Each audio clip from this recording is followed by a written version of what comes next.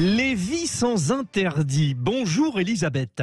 Bonjour Frédéric, bonjour à tous. J'ai pensé à vous tout à l'heure parce qu'on a évoqué avec les motards en colère l'histoire, vous savez, du contrôle technique obligatoire et en fait qui fait suite à une décision du Conseil d'État de réinstaurer le contrôle technique des deux roues. Et vous vous demandez qui gouverne la France. J'étais sûr que vous réagirez là-dessus.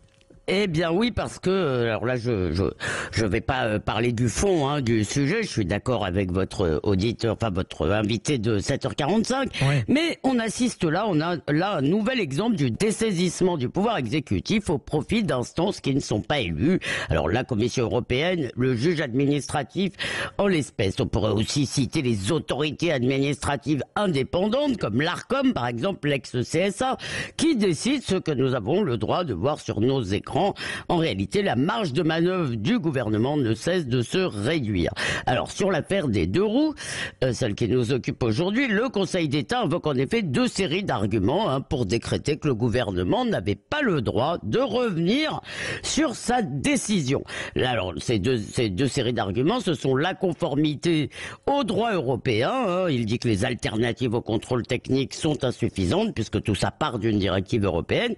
Et ensuite, il y a la question climatique. Il dit que la suppression donc de ce contrôle aurait dû être soumise à la consultation du public, je cite, compte tenu de son incidence directe et significative sur l'environnement.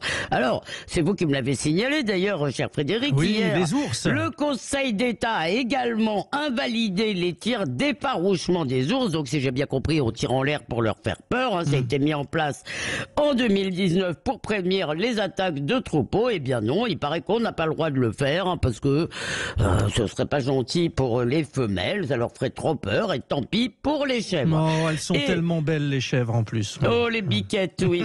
Et sur le climat, plus sérieusement, si vous voulez, c'est parce que c'est vraiment la question de ce qu'on appelle maintenant le contentieux climatique qui est au cœur de cette bataille de pouvoir. Et donc là, le juge administratif se substitue carrément au gouvernement et c'est ce qu'on a appelé l'affaire du siècle. En 2021, 4 grandes boutiques de l'environnement, 4 grandes associations ont déposé un recours auprès du tribunal administratif de Paris et celui-ci a sommé le gouvernement de prendre toutes les mesures utiles pour compenser l'excès d'émissions de CO2 par rapport aux objectifs que le gouvernement avait lui-même fixés. Et d'ailleurs, le tribunal fixé une date butoir qui est le 31 décembre qui arrive et moi j'ai envie de dire de quoi je me mêle. Bon, alors d'une certaine manière, ils font quand même respecter la loi, c'est leur boulot, Elisabeth. Eh bien non, en fait, ils font le nôtre de boulot. Et le nôtre, c'est de changer de gouvernement si nous ne sommes pas contents de celui que nous avons. Parce qu'il y a une différence entre dire au pouvoir exécutif ce que vous faites contrevient aux règles et de lui dire vous devez faire ça, vous devez faire telle politique. Le pouvoir exécutif est assujetti à la loi commune, ça c'est normal. Mais là, c'est le juge qui, au nom d'un bien supérieur, fait de la politique. Et de plus, au passage, ça confère un pouvoir énorme à des minorités actives et associatives.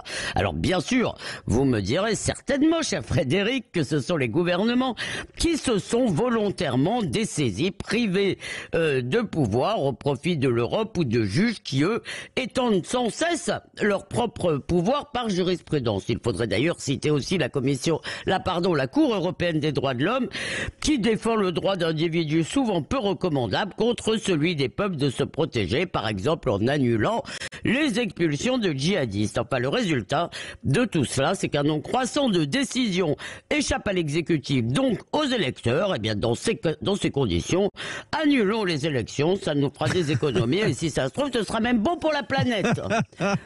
Elisabeth, vous allez fort en besogne, mais en tout cas, c'est un vrai sujet de réflexion.